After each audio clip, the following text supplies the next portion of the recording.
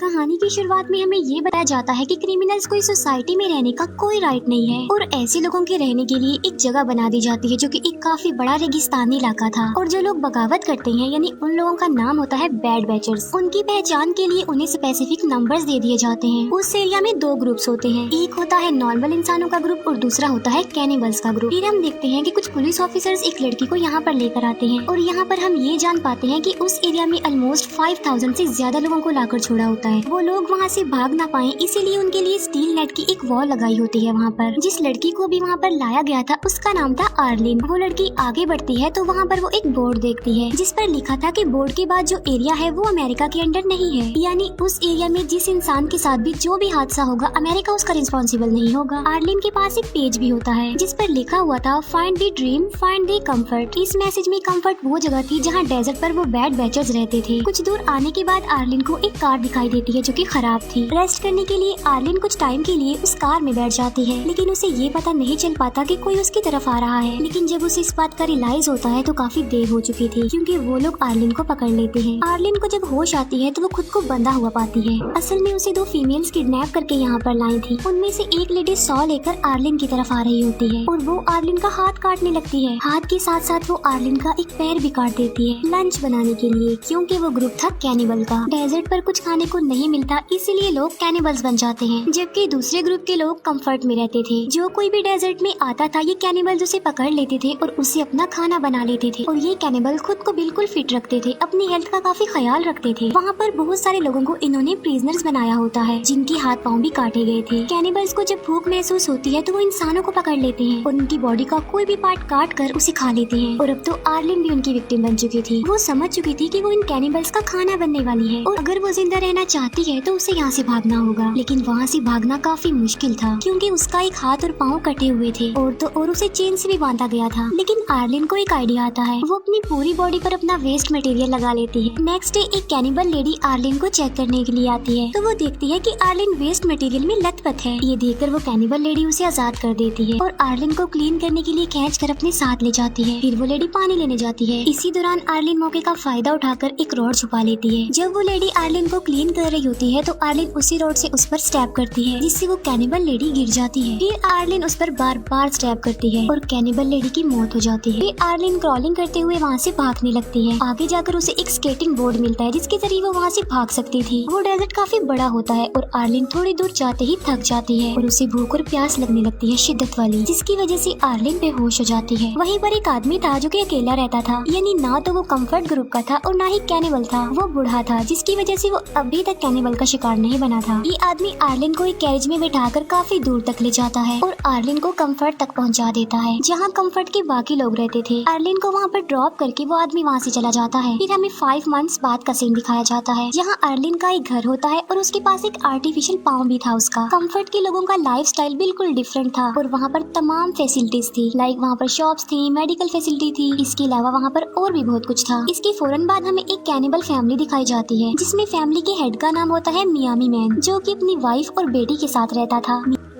Miami man एक काफी अच्छा पेंटर था जो उस वक्त अपनी बेटी का स्केच बना रहा होता है। मियामी मैन एक लड़की के पास जाता है जिसे उसने प्रिजनर बनाकर रखा हुआ था और वो उसे मार डालता है। डिनर करने के लिए उस लड़की की बॉडी के टुकड़े टुकड़े कर देता है। फिर वो फैमिली रात का खाना खाती है। नेक्स्ट डे हम देखते हैं कि आर्लिन अपसेट थी क्योंकि वो अपने हाथ और पाँव को खोकर काफी दुखी होती है। उस वक्त वो अपनी बॉडी के पार्ट्स को मिस भी कर रही होती है। ये सोच रही होती है कि अगर उसकी बॉडी पूरी होती तो वो कितनी अच्छी लगती। साथ साथ उसे कैनिबल्स पर गुस्सा भी आ रहा था क्योंकि आखिर उन्हीं की वजह से वो ऐसी हुई थी। कैनिबल से बदला लेने के लिए वो एक गन लेती है और वहाँ से निकल जाती है। कंफर्ट से निकलने का एक दूसरा रास्ता भी होता है और वो दूसरे रास्ते को ही यूज करके वहाँ से निकलती है। मियामी मैन की वाइफ घर का कुछ सामान लेने का सोचती है, इसीलिए वो अपनी बेटी को भी साथ ले जाती है। दोनों माँ बेटी पुराने सामान में से जरूरी सामान ढूंढ रही होती है, लेकिन आर्लिन कुछ दूरी से उन्हें देख लेती है और वो उन लोगों के पास जाती है। आर्लिन को जब ये बात पता चलती है कि वो दोनों कैनिबल है तो वो डिसीजन लेती है उन्हें मार डालने का। मियामी की वाइफ उसे कहती है कि प्लीज हमें जाने दो, हमने तुम्हारा कुछ नहीं बिगाड़ा है। मगर आर्लिन उसकी एक नहीं सुनती, बल्कि वो कहती है कि मैंने भी तुम जैसे कैनिबल लोगों से अपनी जान की भीख मांगी थी, लेकिन उनको मुझ पर तरस नहीं आया, बल्कि उन्होंने मेरा एक हाथ ही काट दिया। ये कहते ही आर्लिन मियामी की वाइफ को शूट करके मार डालती है। मियामी की वाइफ जब मर जाती है तो उसकी बेटी को कुछ समझ नहीं आता कि आखिर मेरी मदर को क्या हो गया है, क्योंकि वो कुछ भी नहीं बोल रही है। बच्ची को अकेला देखकर आर्लिन को उस पर तरस आ जाता है और वो डिसाइड करती है कि वो इस बच्ची को नहीं मारेगी। वो उस बच्ची को अपने साथ कंफर्ट एरिया में ले जाती है। इन दोनों को कंफर्ट जाते हुए वो अकेला आदमी देख लेता है। कंफर्ट में उस बच्ची को एक रैबिट पसंद आ जाता है, इसीलिए आर्लिन उस बच्ची के लिए वो रैबिट परचेज कर लेती है। बाद में आर्लिन उस बच्ची को अपने ही घर ले जाती है। शाम होने वाली थी और मियामी की वाइफ और बेटी अभी तक घर नहीं आए थे, इसीलिए उसको फिक्र हो रही थी। मियामी मैन उन दोनों को ढूंढने के लिए निकल पड़ता है। वो उसी जगह पर जा पहुंचता है जहाँ पर पुराना सामान पड़ा हुआ था। वो देखता है कि उसकी वाइफ की डेड बॉडी को कौवे खा रहे हैं और उसकी बेटी भी लापता थी। उसका कुछ भी पता नहीं चल पा रहा था कि वो कहाँ गई। सडन मियामी की नजर उस अकेले आदमी पर जाती है जो कि पुराने सामान के पास खड़ा हुआ कुछ ढूंढ रहा होता है। मियामी उस आदमी को अपनी बेटी का स्केच दिखाता है और ये पूछता है कि क्या आपने इसे कहीं पर देखा है। वो आदमी मियामी को कहता है कि ठीक है, मैं तुम्हें बता देता हूँ कि तुम्हारी बेटी कहाँ पर है, लेकिन उसके लिए एक शर्त है और वो ये कि तुम मेरा भी सेम ऐसा स्केच बनाओ। अब क्योंकि मियामी के पास और कोई ऑप्शन नहीं होता, इसीलिए वो उस आदमी का भी स्केच बना देता है। फिर वो आदमी मियामी को एक क्लू देता है। वो उसकी बेटी के स्केच पर लिख देता है फाइंड कंफर्ट, कि उस तरफ इशारा था, यानी उसकी बेटी कंफर्ट में है। रात को अर्लिन उस बच्ची को एक क्लब में लेकर जाती है जहाँ पर कंफर्ट एरिया का सबसे ज्यादा रिच आदमी होता है, जिसका नाम होता है दी ड्रीम। ड्रीम को सब लोग वहाँ पर अपना हीरो समझते थे, क्योंकि वो अकेला ही पूरे कंफर्ट में ड्रग्स सप्लाई करता था। अजीब बात ये थी कि उस ड्रग में एक किस्म का मैजिक था और जो आदमी उस ड्रग को लेता था वो अलग ही दुनिया में खो जाता था। उसका माइंड अलग ही डायरेक्शन में चलने लगता था। ऐसा फील होता है कि जैसे इंसान ड्रीम में आ गया है, इसीलिए तो उस आदमी का नाम ड्रीम होता है। और ड्रीम कंफर्ट का मेयर भी था। पार्टी में ड्रीम सबको ड्रग देता है। उस वक्त आर्लिन भी एक ड्रग ले लेती है। इसी दौरान मियामी की बेटी का रैबिट उसके हाथ से छूट जाता है और वो उसे लेने जाती है। इसी कोशिश में वो बच्ची आर्लिन से काफी दूर चली जाती है। वो बच्ची ड्रीम के पास पहुंच जाती है और वो उसे अपने साथ ले जाता है।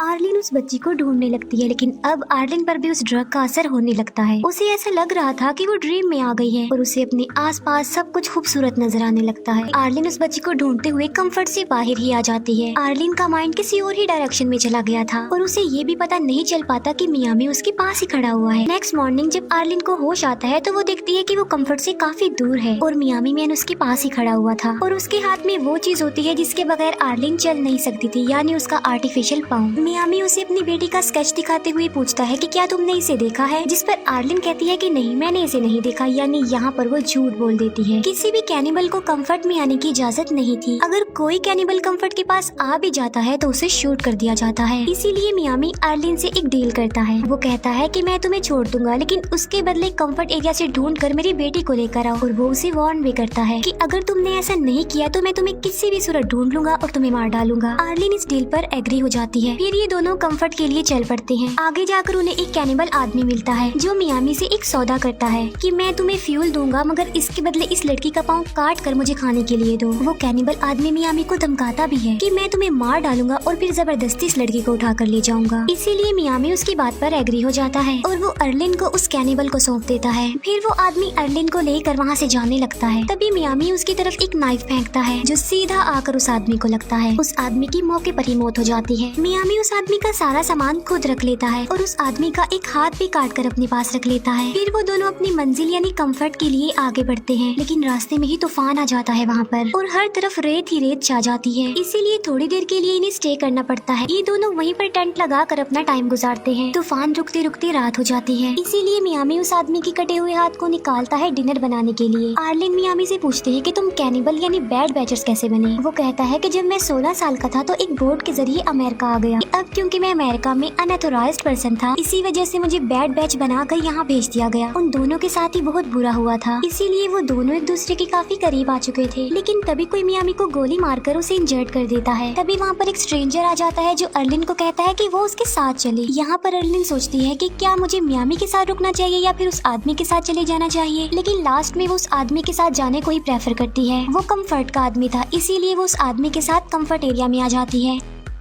लेकिन कंफर्ट में आने के बाद उसे अच्छा फील नहीं हो रहा था। कंफर्ट में आकर वो खुश नहीं थी। वो उस टाइम को याद कर रही थी जब मियामी ने उसकी जान बचाई, उसका ख्याल रखा। जो टाइम उन्होंने साथ गुजारा था, अर्लिन उसे बड़ा मिस कर रही थी क्योंकि वो मियामी को लाइक करने लग गई थी। इसीलिए वो फैसला करती है कि वो मियामी के पास वापस चली जाएगी और उसी के साथ ही रहेगी। इसीलिए अर्लिन उसी जगह पर पहुंच जाती है। वहाँ पर उसे मियामी तो नहीं मिलता, लेकिन उसकी नोटबुक मिल जाती है जिस पर वो स्केचेस बनाता था। अर्लिन उस नोटबुक को उठा लेती है और वापस कंफर्ट में आ जाती है। वो अकेला आदमी डेजर्ट में बिल्कुल अकेला बैठा हुआ था। तभी वो देखता है कि कुछ दूरी पर बहुत सारे कौवे उड़ रहे हैं और वो समझ जाता है कि वहाँ पर जरूर कुछ न कुछ है। पास जाकर चेक करने पर वो देखता है कि वहाँ पर मियामी भी होश पड़ा हुआ है। वो मियामी की मदद करता है। वो एक कौवा पकड़ता है और मियामी को खिलाता है ताकि उसे थोड़ी ताकत मिले। दूसरी तरफ अर्लिन मियामी की नोटबुक देख रही होती है जिसमें डिफरेंट टाइप्स के स्केचेस बने हुए थे। उन स्केचेस में एक स्केच मियामी की बेटी का भी था। अर्लिन फैसला करती है कि वो किसी भी सूरत में उस बच्ची को ढूंढ लेगी। वो मियामी की बेटी का स्केच लेकर सारे कंफर्ट वालों से पूछती है कि क्या किसी ने उसे देखा है, मगर किसी ने भी उस बच्ची को नहीं देखा होता। थक हार कर अर्लिन एक जगह पर बैठ जाती है। फिर वो देखती है कि कुछ लेडीज ड्रीम के घर से बाहर आ रही हैं। वहीं पर एक लेडी के साथ मियामी की बेटी भी होती है। यहाँ पर हम ये जान पाते हैं कि असल में ड्रीम ने मियामी की बेटी को अडॉप्ट कर लिया था क्योंकि उसकी कोई औलाद नहीं थी। अब फाइनली अर्लिन को पता चल जाता है कि आखिर मियामी की बेटी कहाँ पर है, लेकिन वो सोचती है कि मैं उस बच्ची को कभी भी वापस नहीं ला सकूंगी क्योंकि ड्रीम बहुत पावरफुल है, उसके पास सारी अथॉरिटी है और वो ऐसा नहीं होने देगा। उसे एक आइडिया आता है और वो ड्रीम के पैलेस पे जाती है। पैलेस में बहुत सारी औरतें ड्रग्स बना रही थी। ड्रीम वहाँ आकर बताता है कि आज वो जो कुछ भी है इस ड्रग की वजह से है। अर्लिन कहती है कि मैं भी इन औरतों की तरह इस पैलेस में काम करना चाहती हूँ, जिस पर ड्रीम इस बात पर राजी हो जाता है। एक लेडी अर्लिन को एक रूम में ले जाती है जहाँ पर अर्लिन वॉशरूम का बहाना बनाकर चुपके से अपने नकली पाँव में से गन निकाल लेती है। वो उस लड़की को गन पॉइंट पर लाकर प्रिजनर बना लेती है। वो ड्रीम को कहती है कि अगर तुम बच्ची को छोड़ दोगे तो मैं इस लेडी को छोड़ दूंगी। वो लेडी ड्रीम की वाइफ थी, इसीलिए ड्रीम को उसकी बात माननी पड़ती है। अर्लिन, वो लेडी और वो बच्ची तीनों एक कैरेज में बैठकर वहाँ से जाने लगते हैं। कंफर्ट एरिया से बाहर आने के बाद अर्लिन उस लेडी को छोड़ देती है और जाने देती है। फिर अर्लिन और वो बच्ची डेजर्ट की तरफ आगे बढ़ते हैं। आगे जाकर उन्हें मियामी मैन भी मिल जाता है जो कि उस अकेले आदमी की हेल्प की वजह से काफी बेटर हो गया था। अर्लिन उस बच्ची को मियामी मैन के हवाले कर देती है और वो मियामी को कहती है कि प्लीज मुझे भी तुम अपने साथ ले चलो। मियामी उसे कहता है कि ऐसा नहीं हो सकता। वो उसे काफी समझाने की कोशिश करता है। वो कहता है कि हमारी दुनिया में तुम्हारे लिए मौत के सिवा और कुछ नहीं है क्योंकि हम कैनिबल हैं और तुम किसी न किसी दिन कैनिबल का खाना बन सकते हो। इसीलिए तुम्हारे लिए बेहतर है कि तुम अपने ग्रुप यानी कंफर्ट में चली जाओ। अर्लिन कहती है कि नहीं, मैं वापस नहीं जाऊंगी। वो कहती है कि मुझे इससे कोई फर्क नहीं पड़ता कि तुम कैनिबल हो, मुझे बस तुम्हारा साथ चाहिए। मैं तुम्हारे साथ रहना चाहती हूँ क्योंकि मैं तुम्हें लाइक करती हूँ। मियामी की बेटी उसे कहती है कि मुझे भूख लगी है और मैंने नूडल्स खाने हैं, ना कि गोश्त खाना है। अब वहाँ पर तो नूडल्स मिल नहीं सकते थे, इसीलिए मियामी मैन उसके खरगोश को मार डालता है और वो ही उसे खिला देता है। वो लोग हैप्पी लाइफ गुजारने लगते हैं और यहीं पर ये मूवी एंड हो जाती है। Thank you for watching.